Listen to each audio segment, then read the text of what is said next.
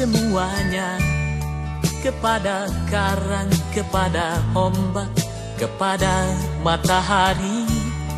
Tetapi semua diam, tetapi semua bisu. Tinggal aku sendiri, terpaku menatap langit.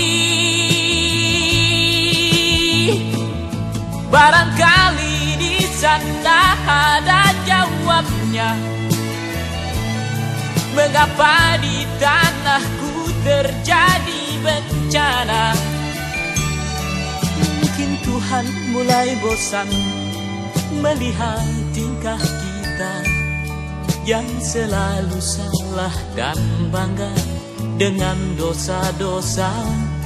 Atau alam mulai enggan bersahabat dengan kita. Coba kita bertanya pada rumput yang bergoyang. Oh,